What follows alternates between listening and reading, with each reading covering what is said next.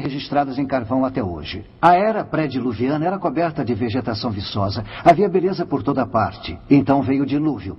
Chuvas torrenciais e a explosão das fontes das grandes profundezas fez com que a viçosa vegetação da terra fosse arrancada e levada pelas águas do dilúvio. Tal vegetação se acumulou em grandes tapetes e posteriormente foi depositada pelas marés e pela chegada de ondas gigantescas produzidas por atividade vulcânica. Nos oceanos pré-diluvianos, cada ação da maré deixou seu depósito de sedimentos dentro ou sobre a camada de vegetação. Os dinossauros, sendo pesados, puderam sobreviver a muitas das primeiras ondas gigantescas enquanto tentavam escapar das águas. Quando as águas baixaram, os dinossauros continuaram sua busca por terrenos mais altos. Eles deixaram suas pegadas nos sedimentos que haviam sido depositados sobre a vegetação. Em certos momentos, seu grande peso fez com que suas pegadas penetrassem a camada sedimentar, chegando até ao tapete de vegetação. Tal tapete posteriormente se transformou em carvão, onde os dinossauros deixaram suas impressões originais. Aí nós encontramos um indubitável registro de suas pegadas em carvão hoje em dia. Se esses dinossauros estavam reunidos e foram afastados pelas águas emergentes do dilúvio, é de acreditar que tenham sido sepultados juntos. E, de fato, aqui, no Monumento Nacional aos Dinossauros em Vernal, Utah, podemos ver um gigantesco cemitério de fósseis de dinossauros.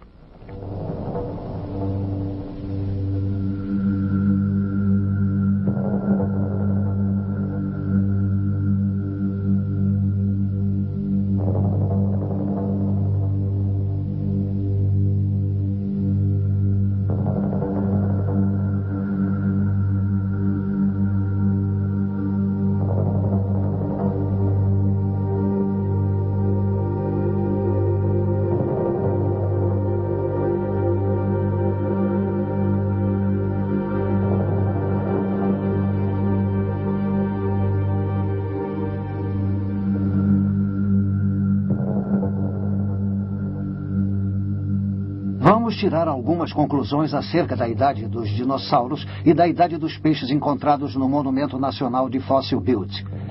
Aqui no Monumento Nacional aos Dinossauros, há uma placa que diz que esses ossos de dinossauros têm a idade de 145 milhões de anos, a chamada Era Jurássica.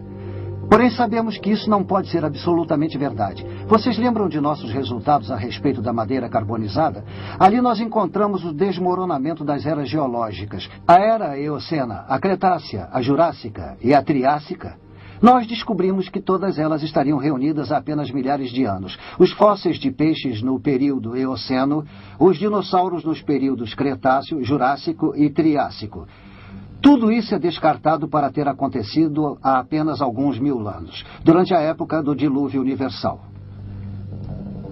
Essa evidência coloca em dúvida toda a teoria evolucionista acerca da origem e do desenvolvimento da vida. Mas alguém pode perguntar, a ciência não provou que os dinossauros viveram há centenas de milhões de anos? É exatamente o contrário, segundo as novas evidências descritas pelo Dr. Andrew Snelling, da Fundação Ciência Criacionista da Austrália.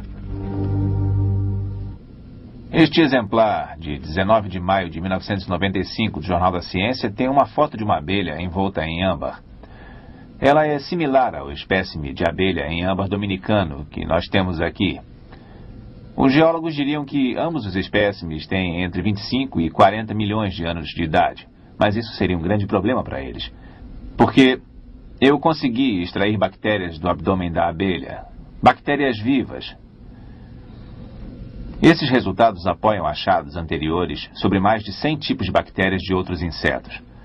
Algumas delas foram encontradas em dinossauros.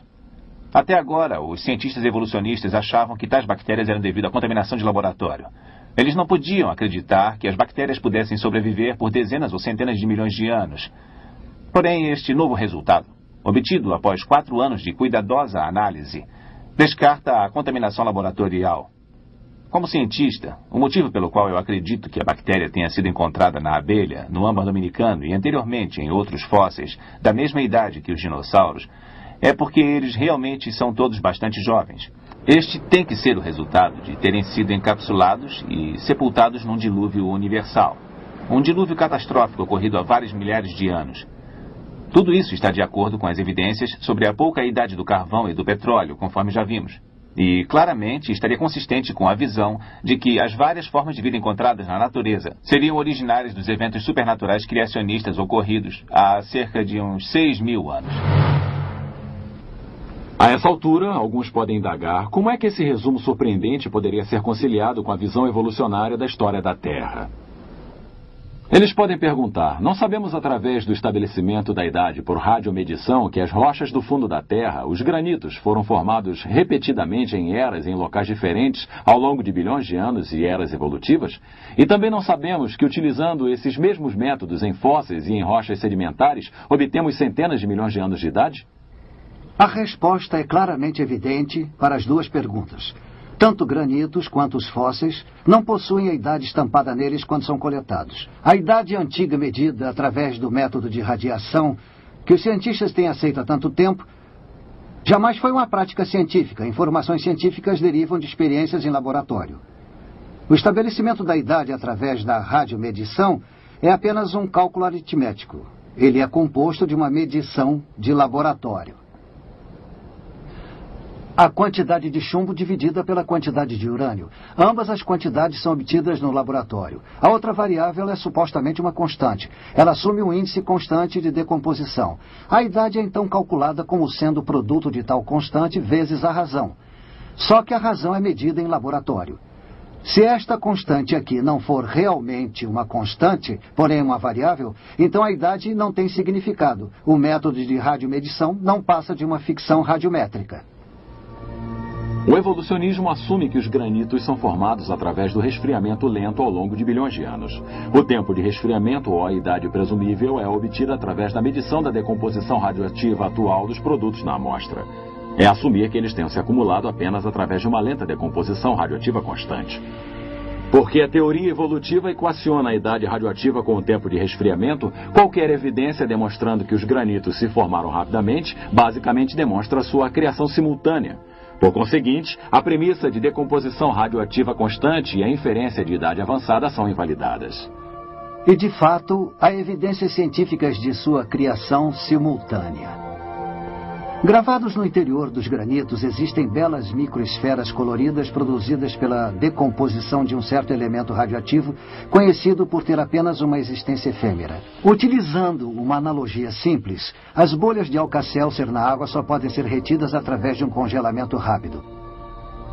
De modo similar, o registro microscópico de elementos em veloz decomposição radioativa em granitos existe somente porque tais rochas foram instantaneamente criadas em forma sólida.